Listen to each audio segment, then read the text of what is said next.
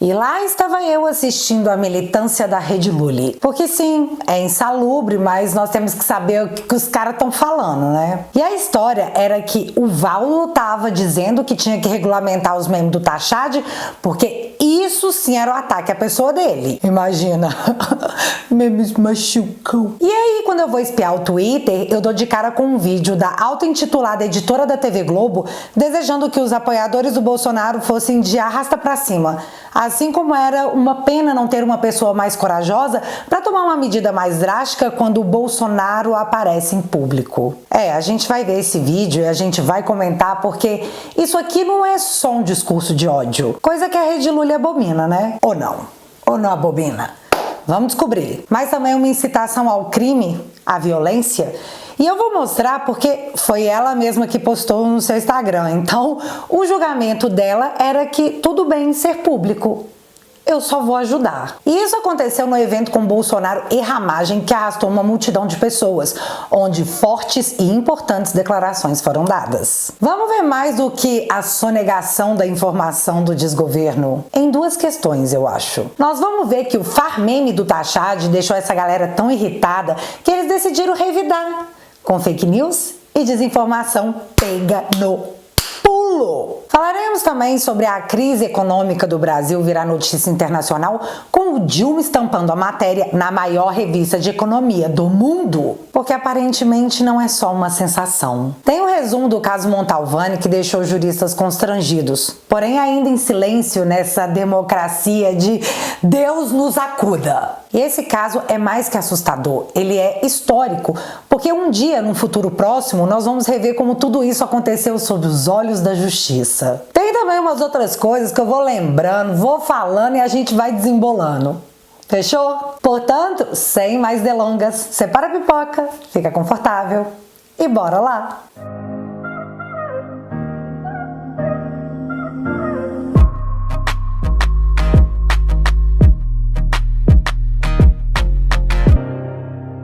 E galera, aqui, quando esse vídeo acabar, e só quando ele acabar, dá uma moralzinha lá no Te Atualizei News, um jornal super novo, onde você sabe não tem um dedinho de ideologia marxista. A gente tá rumo aos 100 mil inscritos nessa batalha cultural, então seja você um colaborador, pode ir lá e se inscrever, porque eu te juro que o dedinho não cai. Pode ser?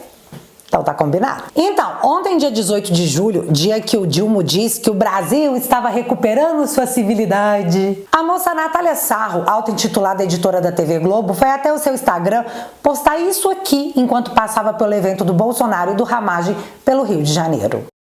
Cara, simplesmente 10h47 da manhã, a Praça Sans Pena fechada por causa de Bolsonaro, gente. Cara, essa merda tem que acabar, a gente tem que morrer, a gente tem que morrer.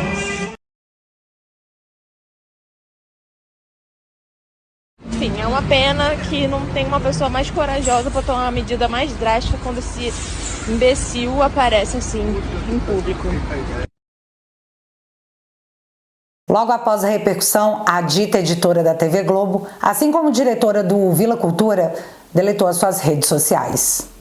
Corajosa, né? Agora, só imaginem se sou eu ou qualquer pessoa de direita passando por um ato petista dizendo que todos deveriam ir de Americanas, lamentando não ter uma pessoa corajosa que tomasse uma medida drástica nesses eventos públicos. Oi, Alexandre, você não ia só mandar Uber Black na minha casa, como provavelmente poderia decretar minha prisão preventiva por ameaça, incitação, por discurso de ódio e uma série de outros crimes que vocês vivem dizendo que nós cometemos? Ah, eu também seria notícia em todos os portais da mídia tradicional, teria 10 minutos sobre a minha militância e meu extremismo do ódio no Jornal Nacional e se pá levariam essa história pro Fantástico. Sobre a dona Natália, não teve nada. E eu tô expondo essa situação por duas coisas. A primeira é que não se trata do que se fala, mas quem fala, e isso é óbvio. E a segunda é que a mão da justiça é mais pesada para um lado. Se você for de esquerda, você pode tudo. O que também é óbvio. Isso soa como Estado democrático de direito? Tem cheirinho? Tem cheirinho? Nem cheirinho. Nem cheirinho, fi. E eu não vou nem comentar sobre a distorção que a mídia faz em seu malabarismo militante para blindar o desgoverno, enquanto pregava abertamente o ataque contra Bolsonaro. Como, por exemplo, o machismo de Bolsonaro com o jornalista em debate. Dorme pensando em mim? E era da Vera Magalhães que ele estava falando. Então tem a situação do dorme pensando em mim versus a brincadeira de mau gosto do Dilma ao lamentar a violência contra as mulheres, onde ele disse que tudo bem se o cara for corintiano. Qual você achou mais grave? E vem cá, você sabe quem foi inocentado por agredir a mulher? O filho do Dilma, já que a Polícia Federal concluiu o inquérito e decidiu não indiciá-lo após suspeita de violência doméstica. E olha que interessante, os investigadores entenderam que não há provas contundentes para atribuir crime em caso de violência doméstica. Só para constar, o filho do Dilma é corintiano. Mas quem não deu essa mesma sorte do filho do Dilma foi a família Montalvani, aquela do aeroporto de Roma, cujas imagens foram colocadas em sigilo absoluto e aparentemente ninguém nunca vai ver. Só confia no relato. E no meme, né? Meme não, no mangá do Globo, que tinha a foto do menininho tomando um tapa, óculos voando. Só confia. Na manhã de ontem, o Estadão lançou esse editorial. Isso sim é lawfare. Rusga envolvendo o ministro Alexandre no aeroporto de Roma não deveria ensejar sequer indiciamentos. A denúncia oferecida pelo procurador-geral recende a perseguição. Recende, palavra bonita para exala. Cheira. Então, para o Estadão, o indiciamento da família Montalvani cheira a perseguição. Exala perseguição. Já lawfare, segundo o Politize, significa uso ou manipulação das leis como um instrumento de combate a um oponente, desrespeitando os procedimentos legais e os direitos do indivíduo que se pretende eliminar. E foi tudo isso aí que o editorial do Estadão disse. Mas se você tá perdido perante a tantos acontecimentos nesse caso, o Enio Viterbo, lá do Twitter, nos relembrou a trajetória que o Estadão chamou de lawfare. Olha só que saga democrática. 1. Moraes teria sido ofendido no aeroporto de Roma em 14/7/23 pelo casal Montalvani.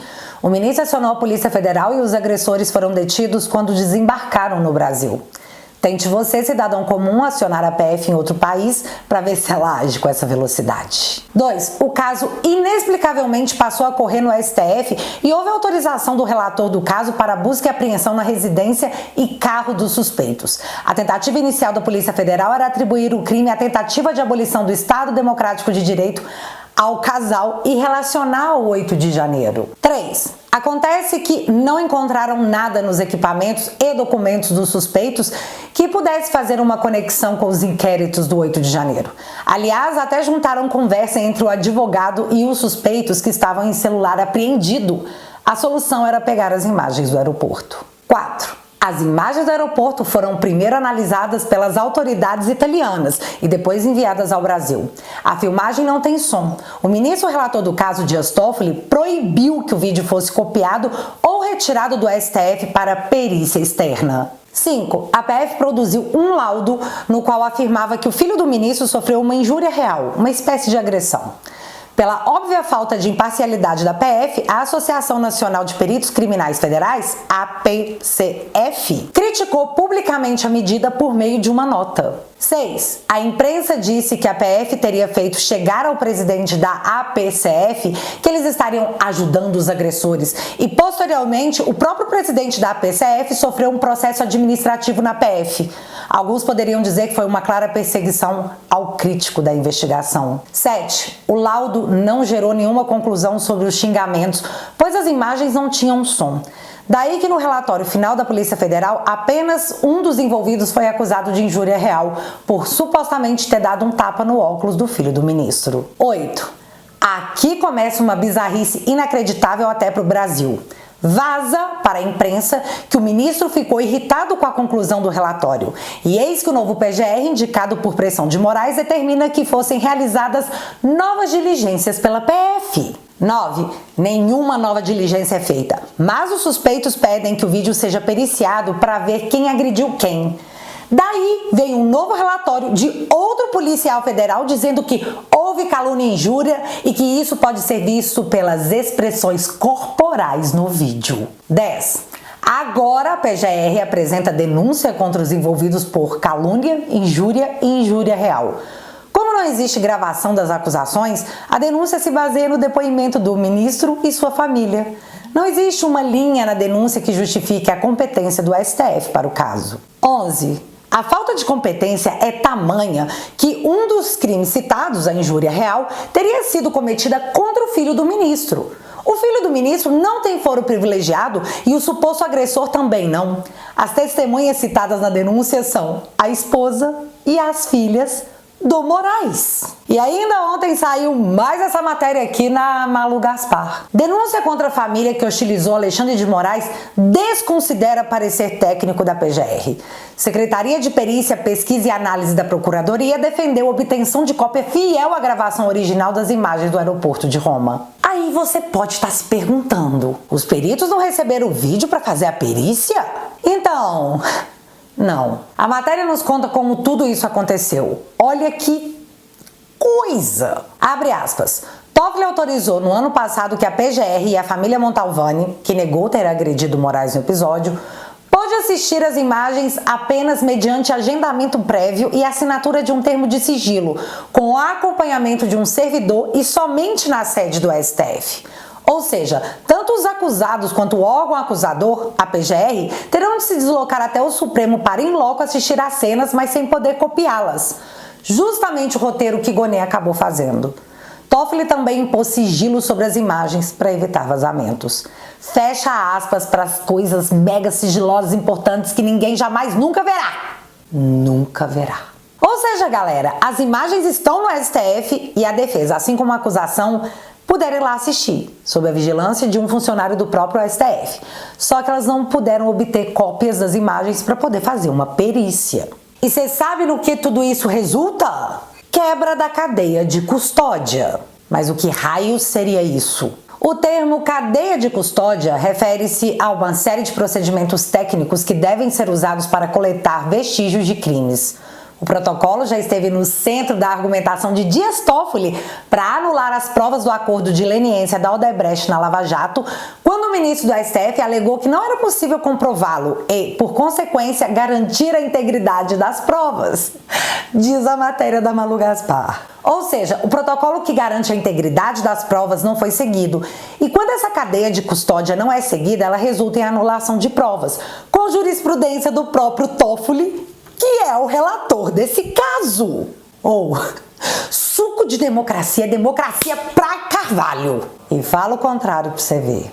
Ah, e falando de justiça, após forte pressão das redes pelo fato da Débora, mãe de 2 crianças pequenas, estar presa há 15 meses sem denúncia, a PGR resolveu denunciá-la, agora, tipo ontem. Cara, isso, na minha opinião, não é defender a democracia. Isso é maldade. Novamente, na minha opinião. Também tivemos novidades no caso do Felipe Martins. Novidades inacreditáveis. Então, todo mundo lembra que a TIM enviou ao STF a geolocalização do Felipe, comprovando que hora alguma ele saiu do Brasil, certo? Pois então, após a defesa do Felipe peticionar diretamente ao Moraes, questionando a falta de informações da PF sobre o celular do Felipe, horas depois a PF responde que não consegui extrair nenhum dado do celular do Felipe nos últimos 6 meses. Você acredita nisso? Ou seja, a PF não consegue comprovar as informações passadas pela operadora de telefonia. E eu não sei o que será feito com essa informação, mas eu posso chutar? O chute seria de que, já que a PF não consegue comprovar as informações dadas pela operadora de telefonia, deixa ele lá. Sério, eu realmente acho que isso pode ser usado como argumento para manutenção de uma prisão que sequer deveria ter ocorrido. Porque todo mundo sabe que o Felipe não saiu do Brasil, menos a Polícia Federal, aparentemente. Ainda falando de investigação da Polícia Federal, ela pediu aos Estados Unidos dados que comprovassem que Bolsonaro usou a carteirinha de picadinha falsa para entrar no país. Carteirinha de picadinha falsa. Me lembrou os adolescentes criminosos do ensino médio dos anos 90 que falsificavam carteirinha de estudante. Sorte deles que não tinha Xande naquelas épocas, né? Senão... Mas enfim, as autoridades responderam e disseram que não tem registro de que carteirinhas tenham sido usadas não, viu? Só que a PGR pediu novas investigações complementares, por mais que os Estados Unidos tenham dito que não. Bicho, como será que a galera dos Estados Unidos recebe esse tipo de questionamento? O presidente Bolsonaro, importunador de baleia, usou um cartão falso do SUS por aí? Ai, Brasil. Mas vocês sabem quem também deveria ser questionado pela PF por estelionato eleitoral, dentre outras coisas? O Dilma. Pela picanha? Também. Mas vocês lembram que esse ignóbil... No ignóbil, gastei agora, tá? Gastei tudo, chupa Estadão. Esse ignóbil disse isso aqui em rede nacional. E eu vou fazer uma coisa pra você, eu vou fazer um decreto. Bichão. Acabando com o seu sigilo de 100 anos. Pra saber o que tanto você quer esconder por 100 anos. Eu vou fazer um decreto, assinar, pra saber o que esse homem esconde por 100 anos. Ai, que nervoso de ouvir a voz desse cara. Pois é. Ontem nós tomamos conhecimento disso aqui. Governo Dilma impõe sigilo de 100 anos e nega acesso a documentos com dados de ministro. Esse ministro é o Alexandre Silveira. E por que isso é mega problemático? Para dizer o mínimo. Porque o Alexandre Silveira é o ministro que se reuniu fora da agenda com os irmãos batistas, da JBS. E dias depois levou de brinde uma MP que beneficiava os próprios irmãos, mas jogava no colo do pagador de imposto um prejuízo que deveria ser da empresa, de aproximadamente 30 bilhões no final do prazo contratual. 30 bilhões no colo do consumidor de energia. O nosso colo. E o negócio é tão explícito de bizarro que o Ministério Público foi até o TCU pedir a suspensão do acordo entre o governo e os irmãos Batista por suspeita de irregularidade, por gerar insegurança jurídica e atuar em prejuízo do consumidor. Véi, de novo o MP pedindo ao TCU para anular as ações do desgoverno por suspeita de coisa errada. E vocês, velha mídia, querem me convencer que o problema é o Bolsonaro e o cartão da picadinha? O problema é o golpe Tabajara? E não para por aí, já que o bastidor nos conta que o desgoverno ocultou dados básicos de acordo da JBS e Marfrig com a Procuradoria-Geral da Fazenda Nacional para renegociar suas dívidas com a União. Nem os nomes das empresas aparecem em acordos que deveriam ser públicos. E pelo amor de Deus, eu preciso te lembrar que foi o Joesley Batista que delatou o Dilma, dizendo ter para ele uma conta milionária onde ele mantinha na titularidade da JBS para a polícia e a justiça não desconfiarem? Exatamente igual delatou Emílio Odebrecht, Marcelo Odebrecht. Será que o Emílio, Joesley e o Marcelo combinaram versões? Ou será que era esse mesmo modus operandi? Cara, não é possível. Sério, não é possível. Nem a atualização sobre os Yanomamis que perderam suas vidas é divulgado desde o ano passado.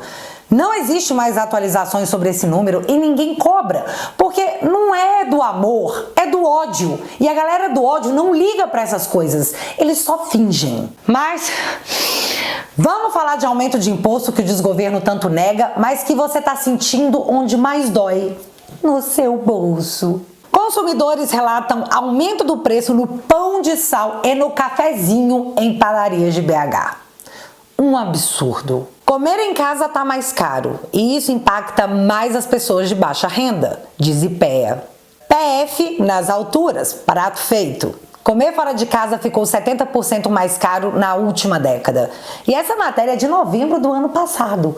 Imagina como é que tá agora. Tá caro comer no restaurante, na padaria, tá caro comer em casa. Dilma diz que a esbanja é a pessoa que ele mais ouve e discute política e economia. E aí no meio diz que me aparece Taxade para dizer que a má avaliação da economia é desinformação que rola nas redes sociais. Só confia. E por falar em Taxade, todo mundo viu que ele virou um meme. E um meme replicado por todo mundo, esquerda e direita. E exibido pela segunda vez na Times Square.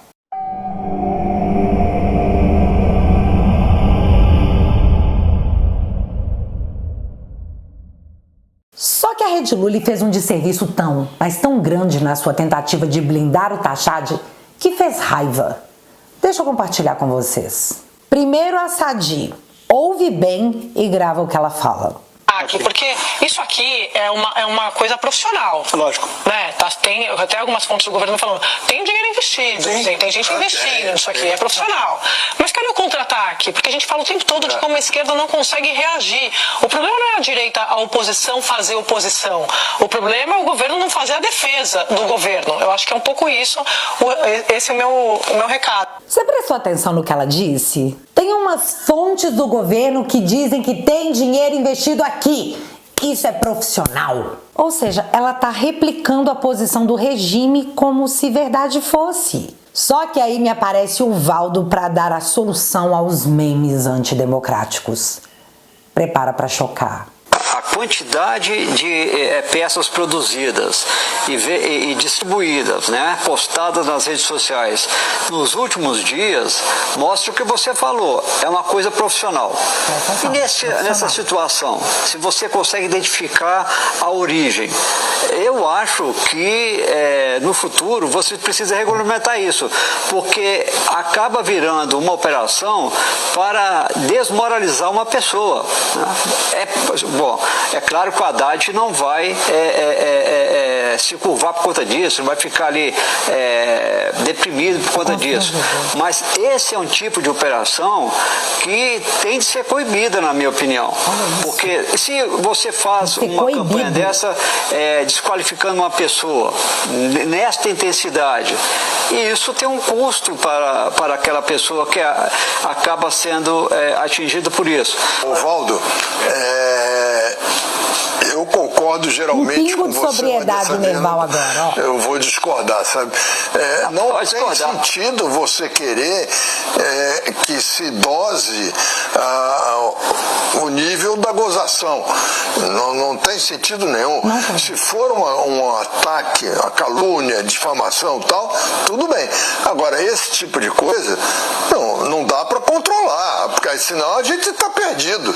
Qualquer coisa vai controlar. Não, eu entendo sua posição, Merval, ali no caso do Ministério da Fazenda, mas imagina você fazer um tipo de ação assim contra uma pessoa.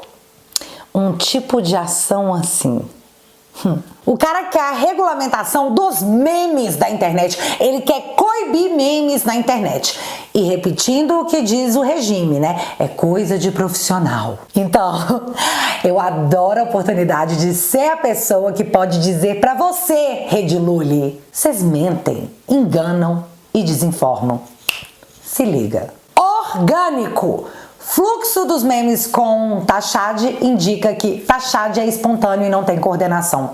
Dados de monitoramento mostram a explosão de sátiras ao ministro da Fazenda que chegaram até outdoor em Nova York. Então é tudo orgânico e essa horda de acusações e pedidos de investigações que fizeram a AGU se manifestar querendo saber quem tá financiando os memes. Meu Deus, que frase! A AGU quer saber quem financia memes. Na verdade, são todas mentirosas e os memes vieram do povo que de fato não suportam mais pagar o preço do Estado. Oh, meu Deus! Quem poderia imaginar uma coisa dessas? E o mais louco disso tudo é que a SECOM, para se defender dos memes, tentou criar um meme favorável ao governo, mas usou um dado e uma notícia de 2017. Fake news e desinformação direitinho da SECOM para tentar enganar você.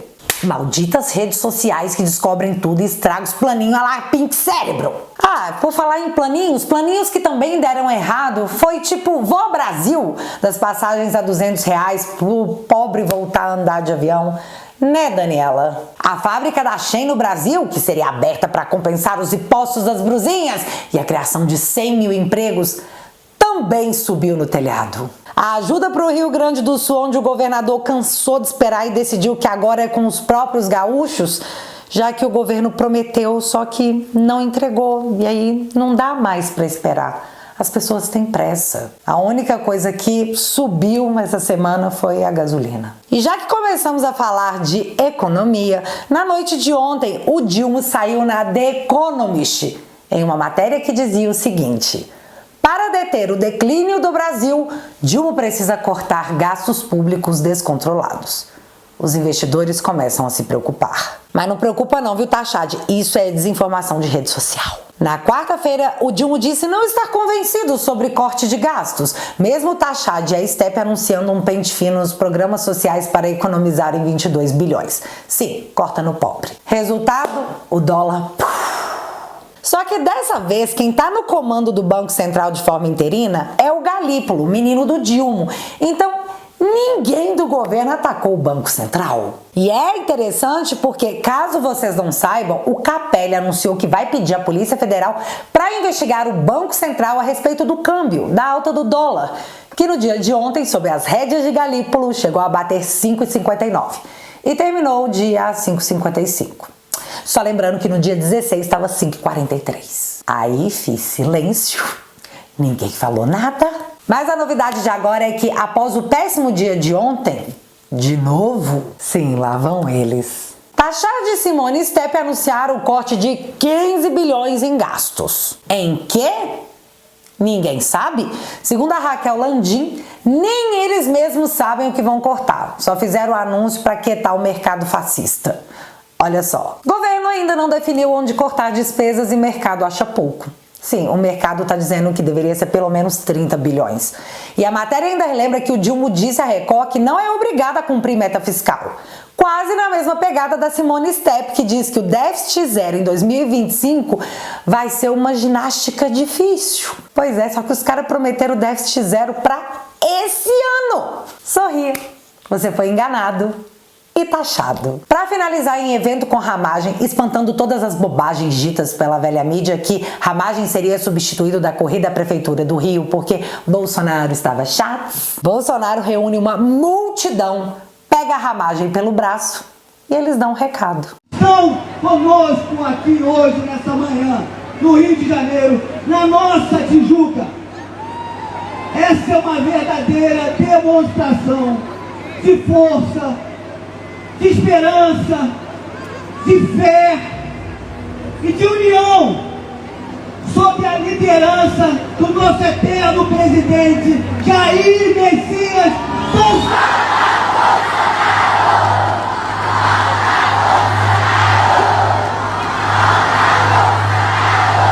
O Bolsonaro tem liberação de drogas? Tem legalização de aborto? Tem essa quantidade de impostos e taxas? Quem é que deixou o Brasil acertado no azul, no superávit? Estatais dando lucro? Baixou os homicídios? Desburocratizou o Brasil, veio mais empregos? É por isso que nós todos estamos aqui. Por isso que hoje nós temos que pensar nas nossas prefeituras. E aqui na Prefeitura do Rio de Janeiro. Ah, Bolsonaro ainda aproveitou para poder tirar uma dúvida que pode ser que a galera tivesse. Indo para o encerramento, alguns achavam que eu devia passar faixa para aquele cara. Eu não passo a faixa para ladrão! Bom, fica esclarecido aí para quem pudesse ter algum tipo de dúvida. E galera, você já entrou para a melhor família da internet? Não! Mais importante que a guerra é quem tá do seu lado na trincheira. E é exatamente você que eu quero do meu lado pra rir da cara do inimigo. Tem gente que ainda não sabe, mas tem muito conteúdo exclusivo, nunca postado nas minhas redes sociais, que só estão disponíveis lá na família Te Atualizei. Lá na minha família eu posso te contar o que eu quiser, porque lá a gente é livre. Na família Te Atualizei você pode assistir os vídeos do Sofá, as edições especiais do News, meu jornal semanal, e os meus documentários, dentre vários outros conteúdos. Coloque no botão desse vídeo e entra pra família para você ter acesso a tudo isso.